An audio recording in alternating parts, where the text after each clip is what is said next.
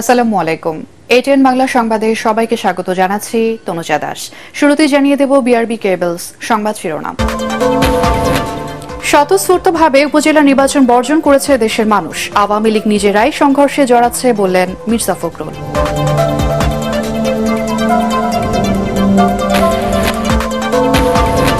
প্রধানমন্ত্রীর ঘোষণার পর হয়রানি করছে পুলিশ, অটোরিকশা চালকদের অভিযোগ নীতিমালা এবং রুট পারমিটের দাবি।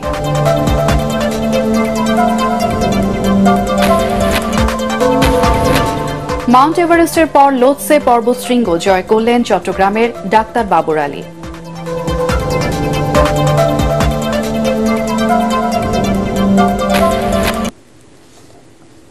শুনছিলেন বিআরবি কেবলস সংবাদ শিরোনাম, এবারে বিস্তারিত। দর্শক, নারায়ণগঞ্জের ২৫০০ উপজেলা নির্বাচন পর্যবেক্ষণ করছেন আমাদের বিশেষ প্রতিনিধি ইকরামুল হক সায়েম। কথা বলছি তার সাথে। সায়েম, আপনি তো সকাল থেকে বিভিন্ন কেন্দ্র ঘুরে দেখছেন, তো নির্বাচন পরিস্থিতি নিয়ে ভোটাররা কি বলছেন? তনুজা, আমি রয়েছি ২৫০০ মডেল সরকারি প্রাথমিক বিদ্যালয় কেন্দ্রে। আপনি এখানে দেখতে পাচ্ছেন যে ভোট কক্ষগুলোর সামনে কোনো ভোটার উপস্থিতি নেই এবং এখন বলা চলে একেবারে ভোটার শূন্য অবস্থা। যদিও এই দুপুর সময় এমনিতেই ভোটার উপস্থিতি কম থাকে, কিন্তু এসব কেন্দ্রগুলোতে অর্থাৎ ২৫০০-এর যেসব কেন্দ্রগুলো আমি পর্যবেক্ষণ করেছি, এখানে ভোটার উপস্থিতি সকাল থেকেই কম ছিল এবং ভোটাররা আসলে বলছেন ভোটের পরিবেশ নিয়ে ভোটাররা ইতিবাচক কথা বলছেন, কিন্তু ভোটাররা সেভাবে ভোট দিতে আসছেন না। তার জন্য হয়তো অনেকে বলছেন যে প্রতিদ্বন্দ্বিতা হয়তো সেই অর্থে না হওয়ার কারণে অনেকে হয়তো আসছেন না। কিন্তু আমি সকাল থেকে সোনারগাঁও উপজেলার বিভিন্ন কেন্দ্রে ছিলাম, সেখানে ভোটার উপস্থিতি কিন্তু তুলনামূলকভাবে বেশি ছিল। আমি এখানে একটি ভোট কক্ষে প্রবেশ করতে চাই, এখানে আপনাদেরকে দেখাতে চাই যে দেখতে পারেন যে এখানে ভোট গ্রহণ কর্মকর্তারা এবং পোলিং এজেন্টরা কিন্তু অনেকটা অলস সময় পার করছেন। অনেকক্ষণ ধরে এখানে ভোটারের কোনো উপস্থিতি নেই, কোনো ভোটার আসছেন না ভোট দিতে। আমি আপনার কাছ থেকে জানতে চাই, আপনি নিশ্চয়ই সহকারী প্রিজাইডিং অফিসার, আপনার কাছে জানতে চাই যে এই পর্যন্ত এখানে কত ভোট পড়েছে এবং কত ভোটার আপনার এই ভোট কক্ষে? আমার কাছে এই পর্যন্ত শুধু ৩২টা ভোট কাস্ট হয়েছে সকাল থেকে এই পর্যন্ত, শুধু ৩২টা। তার মানে কত ভোটার এখানে? আমার এখানে হলো ৩১০। আমার যে ওইটার মধ্যে পুরুষ ভোটার ৩১০, 10-এর মধ্যে আমি এখন পর্যন্ত শুধু ৩২টা ভোট কাস্ট করতে পারছি। আপনি শুনলেন যে ৩২টা ভোট পড়েছে, মাত্র 2 ঘন্টা বাকি আছে, অর্থাৎ 6 ঘন্টায় মাত্র 32টা ভোট। তাতে ঘন্টায় 5টা করে ভোটও কিন্তু এখানে পড়েনি। আমরা অন্য ভোট কক্ষগুলোর অবস্থাও দেখতে পারি। আমাদের সাথে প্রিজাইডিং অফিসার রয়েছে। আমি আপনার কাছে জানতে চাই সার্বিকভাবে এখন পর্যন্ত, যেহেতু আর 2 ঘন্টা মাত্র বাকি আছে, কেমন ভোট পড়েছে এবং শেষ পর্যন্ত কেমন ভোট পড়ার আশা করছেন? আমার কেন্দ্রে মোট ভোটার সংখ্যা হচ্ছে ৭৭৫ জন। তো এখন পর্যন্ত ভোট পড়েছে ৩২৮। কত পার্সেন্ট হবে? অ্যাবাউট 9%। কাছাকাছি আর কি, 8.99 এরকম আসে পার্সেন্টেজটা। আর 2 ঘন্টা বাকি আছে, সবশেষ আসলে এখানে কত পার্সেন্ট হতে পারে আপনি ধারণা করছেন? আসলে আমি তো আশা করবই যে বেশি ভোট পড়বে, আর আসলে কখন কি হয় বলা যায় না। হ্যাঁ, আমি আশা করতেছি লাঞ্চের পরে মহিলারা একটু বেশি আসবে, মহিলাদের উপস্থিতিটা একটু কম। আপনি শুনলেন যে এখন পর্যন্ত মাত্র 9% ভোট পড়েছে এই একটি কেন্দ্রে। তাতে আসলে পুরো ২৫০০ উপজেলার চিত্র আপনি বুঝতে পাচ্ছেন যে এখানে কতটা কম ভোট আসলে পড়েছে। এবং বাকি যে 2 ঘন্টা সময় আছে, এই সময়গুলোতে স্বাভাবিকভাবেই খুব বেশি ভোটার উপস্থিতি থাকে না। হয়তো কেউ আসেন যারা সারাদিন অন্য কোনো কাজে ব্যস্ত থাকেন, কিন্তু সেই সংখ্যাটা ততটা বেশি নয়। এই নারায়ণগঞ্জে 3টি উপজেলা নির্বাচন হচ্ছে, ২৫০০, রূপগঞ্জ এবং সোনারগাঁও উপজেলায়। আমরা সারাদিনই এখানকার খোঁজখবর রয়েছি, বিভিন্ন কেন্দ্র পর্যবেক্ষণ করেছি। ভোটার উপস্থিতি কম বেশি হলেও কোনো রকম সংঘাত সহিংসতার খবর আমরা পাইনি। আমার সাথে রয়েছেন আমাদের এই নারায়ণগঞ্জের প্রতিনিধি আব্দুস সালাম। তার কাছে আমি সার্বিক এই 3টা উপজেলার পরিস্থিতি জানতে চাইব।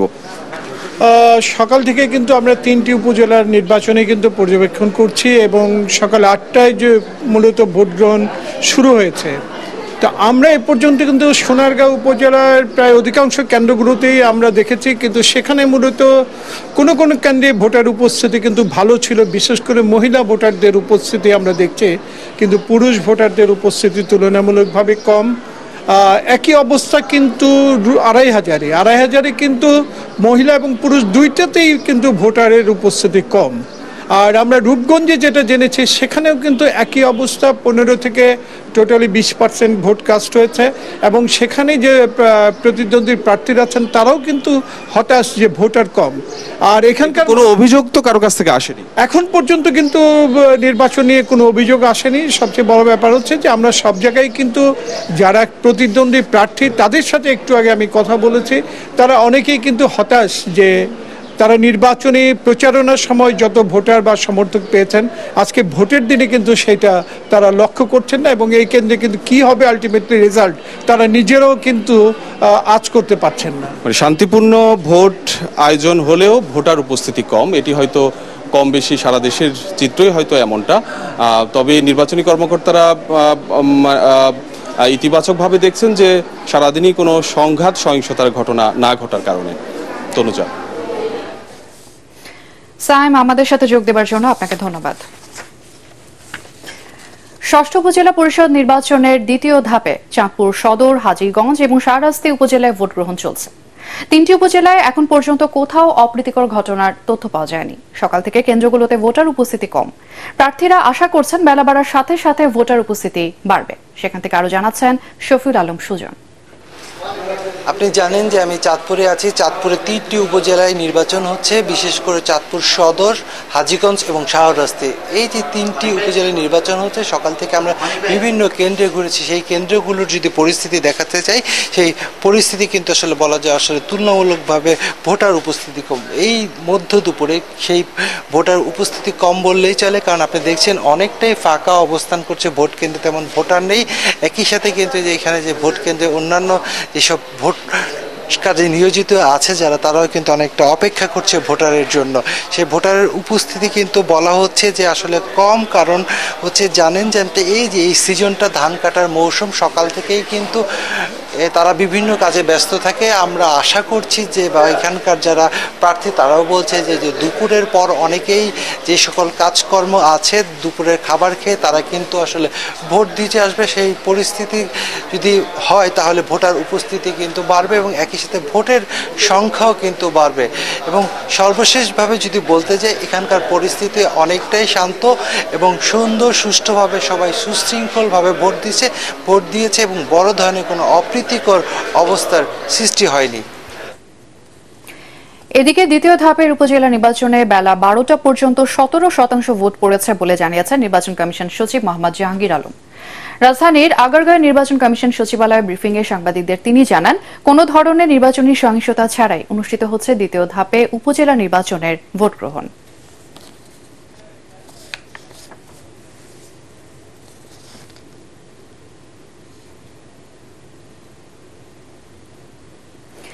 দেশের মানুষ স্বতঃস্ফূর্তভাবে উপজেলা নির্বাচন বর্জন করেছে বলে দাবি করেছেন বিএনপি মহাসচিব মির্জা ফখরুল ইসলাম আলমগীর। ভোটের নামে ক্ষমতা দখলের লড়াইয়ে আওয়ামী লীগ নিজেরাই সংঘাতে জড়িয়ে পড়েছে বলেও জানান তিনি। ঢাকা রিপোর্টার্স ইউনিটিতে এক আলোচনা সভায় তিনি বলেন, সরকারের সীমাহীন দুর্নীতি, লুটপাটের কারণে দেশের অর্থনীতি এখন খাদের কিনারায়। আরো জানাচ্ছেন মইনুল আহসান।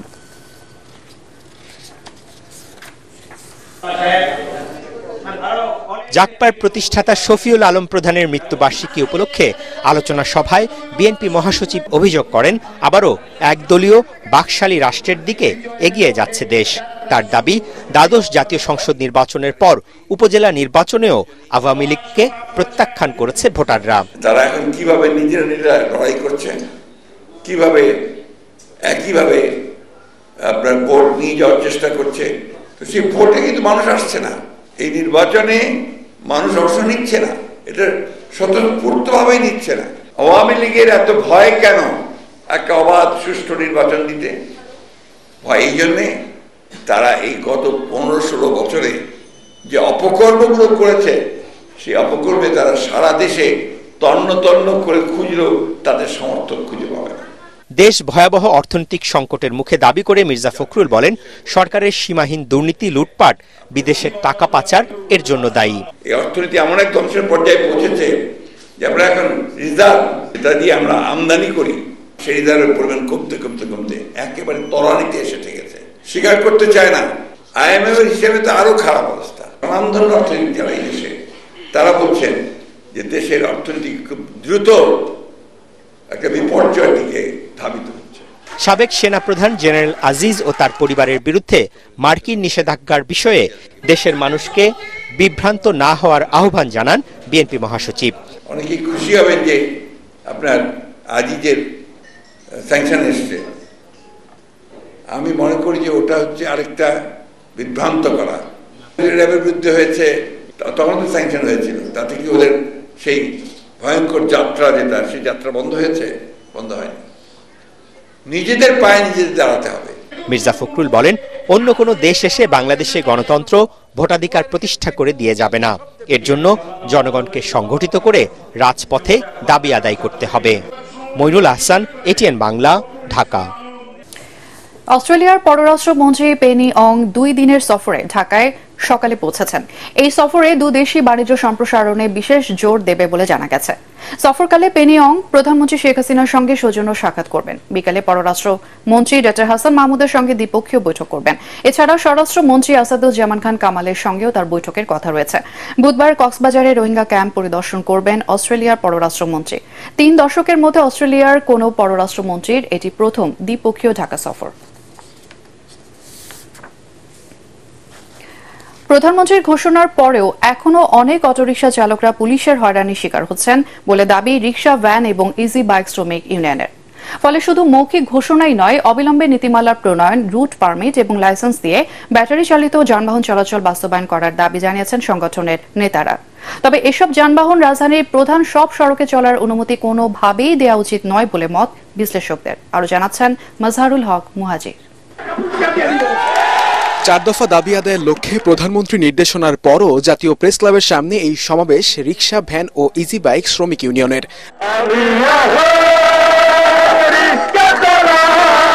দিনভর চলে গান, স্লোগান, আসে পুলিশি বাধাও। এ সময় ব্যাটারি চালিত রিকশার প্রাতিষ্ঠানিক স্বীকৃতি চেয়ে সংগঠনটির নেতারা জানান, দাবি না মানা হলে আন্দোলন চলবেই। কিস্তিতে টাকা লয়ে এই টাকা পরিশোধ করে আমাকে ফেটে ভাত জোটে না, আজকে আমরা ভাত লাগে বলতে রাস্তায় নামছি। আন্তরিকভাবে ধন্যবাদ যে আমাদের রায় দিয়েছে, আমাদের উপরে দয়া দেখাইছে, আমাদের উপরে আরেকটু দয়া দেখাক, আমাদের বৈধতাটা দেখ। কোন কোন বাইশটি সড়ক আমাদের গাড়ি চলতে পারবে, কোন কোন সড়কে চলতে পারবে না, এটা আমাদের একটা প্রশ্ন, এটা থেকেই গেল। যে রাস্তাগুলি আমাদেরকে দেওয়া হয়েছে ওই রাস্তাতে যেন পুলিশ আমাদেরকে হয়রানি না করে। এদিকে বিকল্প কর্মসংস্থানের ব্যবস্থা না করে শুধুমাত্র অভিযোগ করেই রাতারাতি এর সমাধান আশা করাটাও বোকামি বলে মনে করছেন এই গণপরিবহন বিশেষজ্ঞ। আমাদের যে এখন ব্যাটারি চালিত যে রিক্সাগুলি আছে, যেহেতু স্থানীয়ভাবে এগুলো তৈরি করা, সেখানে কাঠামোগত কিছু দুর্বলতা আছে। তো সায়েন্টিফিকভাবে আমি দেখলে আমি যেভাবে দেখবো যে আসলে সুযোগ আছে এই ধরনের যানবাহনের কিছু মডিফিকেশন বা ইম্প্রুভাইজেশন যদি করা হয়, যানবাহনগুলি তো অনেকটাই নিরাপদ করা সম্ভব। তবে দ্রুত বিধিমালা তৈরি করে অটোরিকশা চালকদের যথাযথ প্রশিক্ষণ ও নিয়মের মধ্যে আনা উচিত মনে করছেন সচেতন মহল। গত 10 বছরে ব্যাটারি চালিত রিকশা এবং এর সরঞ্জাম নিয়ে আসে নানা ধরনের সিদ্ধান্ত। তবে এবার প্রধানমন্ত্রীর নির্দেশনার পর কেমন যেন আশা বেড়ে গেছে এই ব্যাটারি চালিত রিকশা চালক শ্রমিকদের। তবে বিশ্লেষকরা বলছেন, আধুনিক এই ঢাকায় একেবারেই বেমানান পায়ে চালিত এসব রিকশা। এর জন্য হুটহাট সিদ্ধান্ত না নিয়ে সিদ্ধান্ত হওয়া উচিত আধুনিক, বিজ্ঞান ভিত্তিক। মাজহারুল হক মুহাজির, এটিএন বাংলা, ঢাকা। এবার বিশ্বের 4র্থ সর্বোচ্চ শৃঙ্গ লোটসে জয় করলেন বাংলাদেশি বাবর আলী। আজ বাংলাদেশ সময় ভোর 6টা 5 মিনিটে লোটসের চূড়ায় দাঁড়ান তিনি।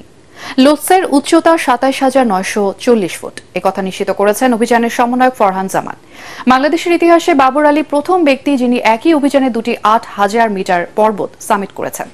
তিনি আজ রওনা দিয়ে ক্যাম্প 4-এ এসে পৌঁছাবেন। এর আগে গত রবিবার বাংলাদেশ সময় সকাল 9:45 ষষ্ঠ বাংলাদেশি হিসেবে বিশ্বের সর্বোচ্চ পর্বত শৃঙ্গ মাউন্ট এভারেস্টের চূড়ায় পৌঁছান বাবর আলী। চলতি বছরের 1 এপ্রিল নেপালের উদ্দেশ্যে দেশ ছাড়েন চট্টগ্রামের doctor Babar Ali. Chittagong medical college থেকে MBBS পাশ করেন বাবর। তবে পর্বত জয়ের নেশায় চিকিৎসকের চাকরি ছাড়েন তিনি। বিএনপির আন্দোলনের ক্ষমতা নেই বলে রিকশা চালকদের আন্দোলনে ঢুকে পড়েছে বলে মন্তব্য করেছেন পররাষ্ট্রমন্ত্রী ডক্টর হাসান মাহমুদ। তিনি বলেন, বিএনপি পরজীবী রাজনৈতিক দলে পরিণত হয়েছে। ঢাকা রিপোর্টার্স ইউনিটিতে সাংবাদিকদের সাথে এক মতবিনিময় সভায় এসব কথা বলেন মন্ত্রী। এ সময় সাবেক সেনাপ্রধান আজিজ আহমেদের আমেরিকার নিষেধাজ্ঞার বিষয়ে সাংবাদিকদের প্রশ্নের জবাবে পররাষ্ট্রমন্ত্রী বলেন, ভিসা নীতির অধীনে নয়, অন্য আইনের অধীনে আজিজ আহমেদকে নিষেধাজ্ঞা দেওয়া হয়েছে। বিএনপি তো এখন পরজীবী হয়ে গেছে, নিজেদের আন্দোলন করার কোনো ক্ষমতা নাই রিক্সাওয়ালা ভাইরা আন্দোলন করছে, ওখানে ঢুকে পড়ছে। জেনারেল আজিজের বিরুদ্ধে যে ভিসা রেস্ট্রিকশন দেওয়া হয়েছে, যে ভিসা নীতি ঘোষণা করা হয়েছিল, সেটির অধীনে তাকে ভিসা রেস্ট্রিকশন দেওয়া হয়নি, অন্য অ্যাক্টের অধীনে তাকে ভিসা রেস্ট্রিকশন দেওয়া হয়েছে। দুর্নীতিবাজ লুটেরা সরকারের প্রশ্রয়ে মদদে সারা দেশ দাপিয়ে বেড়াচ্ছে আর গণতন্ত্র ভোটাধিকার প্রতিষ্ঠার আন্দোলনকারীদের রাষ্ট্রশক্তি দিয়ে দমন করা হচ্ছে বলে অভিযোগ করেছেন বিএনপির সিনিয়র যুগ্ম মহাসচিব রুহুল কবির রিজভী। রাজধানীর নয়াপল্টনে বিএনপি নেতা ইঞ্জিনিয়ার ইশরাক হোসেনের মুক্তির দাবিতে মিছিল শেষে সমাবেশে তিনি এসব কথা বলেন। নির্যাতন চালিয়ে আন্দোলন দমন করা যাবে না বলে হুঁশিয়ারি দেন বিএনপির সিনিয়র নেতারা। কর্মসূচি থেকে ইঞ্জিনিয়ার ইশরাকের মামলা প্রত্যাহার এবং মুক্তির দাবি করা হয়।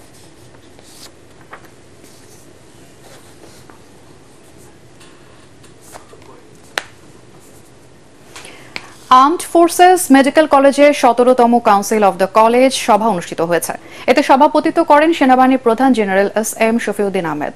সভায় আর্মড ফোর্সেস মেডিকেল কলেজ পরিচালনার ক্ষেত্রে বিভিন্ন গুরুত্বপূর্ণ সিদ্ধান্ত নেওয়া হয়।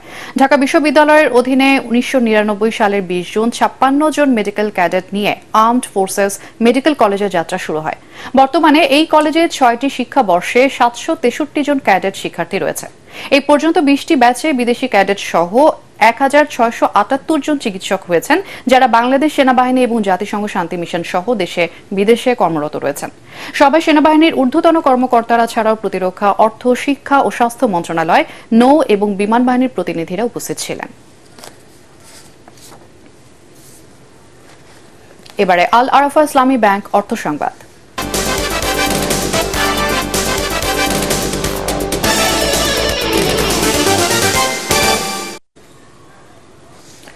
প্রথমবারের মতো ঔষধি গুণ সম্পন্ন ব্ল্যাক রাইস বা কালো ধান আবাদ করে এলাকায় ব্যাপক সাড়া ফেলেছেন চাঁপাইনবাবগঞ্জের শিবগঞ্জ উপজেলার মির্জাপুর এলাকার কৃষক মুজিবুর রহমান। শুরুতে কিছুটা সংশয় থাকলেও এখন জমিতে ফসল দেখে তার চোখে মুখে আশার ঝিলিক। আর কদিন পরেই মুজিবুরের ঘরে উঠবে ফসল। ইউটিউব থেকে ব্ল্যাক রাইস বা কালো ধান চাষে উদ্বুদ্ধ হন কৃষক মুজিবুর। অনলাইনে অর্ডার দিয়ে 1000 টাকায় সংগ্রহ করেন 2 কেজি বীজ। পরে নিজের 1 বিঘা জমিতে চাষ করেন এই ধান। এবারে পাটেক্স খেলার খবর।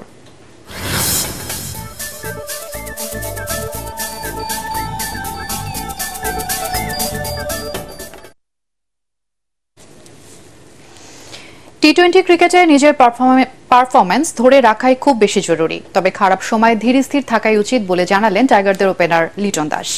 বিশ্বকাপে অনেক প্রেসার থাকবে, সেটা না ভেবে ফেয়ারলেস ক্রিকেট খেলার তাগিদ দিলেন তিনি। আরও জানাচ্ছেন পরাগ আরমান। লম্বা সময় ধরেই রান খরায় ভুগছেন বাংলাদেশ ক্রিকেট দলের ওপেনার লিটন দাস। শ্রীলঙ্কার পর জিম্বাবুয়ের সিরিজেও অফ ফর্মেই ছিলেন তিনি। খারাপ সময়কে সঙ্গী করেই টি-20 বিশ্বকাপ খেলতে এখন যুক্তরাষ্ট্রে এই উইকেট কিপার ব্যাটার। অতিরিক্ত কিছু চিন্তা না করে কিভাবে মাথা ঠান্ডা রেখে খেলায় মনোযোগ দেওয়া যায়, সেটাই লক্ষ্য এখন লিটনের। পারফরমেন্সটা ধরে রাখাটা আরো বেশি ইম্পর্টেন্ট, কারণ আপনি এক ম্যাচ ভালো খেলবেন, মাথার ভিতরে অনেক কিছু থাকতেই পারে যে আমি তো ভালো খেলতেছি, কেয়ারলেস একটা ভাব চলে আসে। বাট আমার মনে হয় ভালো সময় যে মানুষটা আরো বেশি পরিশ্রম করে যাচ্ছে কন্টিনিউ বেসিসে, চিন্তাধারা ভালো। 2022-23 সাল স্বপ্নের মতো কেটেছে লিটন দাসের, অথচ চলতি বছরে ব্যাট হাতে রানের দেখা নাই। 2024 সালে সব মিলিয়ে 11 ইনিংসে বাংলাদেশের এই ওপেনারের সংগ্রহ মাত্র 134 রান। 4 বার আউট হয়েছেন 0 রানে। অফ ফর্মের কারণে সবশেষ জিম্বাবুয়ের বিপক্ষে টি-20 সিরিজের শেষ 2 ম্যাচে বিশ্রামে রাখা হয়েছিল লিটনকে। ওয়ার্ল্ড কাপে একটা আলাদা প্রেশার থাকবে, এটা নো ডাউট সব টিমেরই থাকে। আমার কাছে মনে হয় আমরা যদি খুব ভালো ক্রিকেটটা খেলতে পারি এবং ক্রিকেটের ভাষা যেটা বলে যে একদম কাম অ্যান্ড কুল থাকে যদি ক্রিকেটটা খেলা যায়, ফেয়ারলেস ক্রিকেট, কোনো কিছু আউটকাম নিয়ে না চিন্তা করে ক্রিকেট খেলা যায়, আমার মনে হয় আমাদের খুবই ভালো একটা চান্স আছে। খারাপ সময় কাটাতে অনুপ্রেরণার খুবই দরকার বলে মনে করেন বাংলাদেশ দলের ওপেনার লিটন দাস। পরাগ আরমান, এটিএন বাংলা, ঢাকা। শেষ করার আগে বিআরবি কেবলস সংবাদ শিরোনাম আরও একবার। স্বতঃস্ফূর্তভাবে উপজেলা নির্বাচন বর্জন করেছে দেশের মানুষ, আওয়ামী লীগ নিজেরাই সংঘর্ষে জড়াচ্ছে বললেন মির্জা ফখরুল।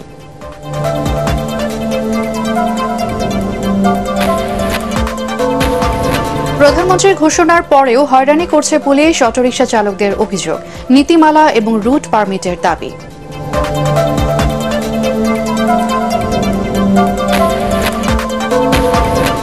মাউন্ট এভারেস্টের পর লোৎসে পর্বতশৃঙ্গ জয় করলেন চট্টগ্রামের ডাক্তার বাবর আলী।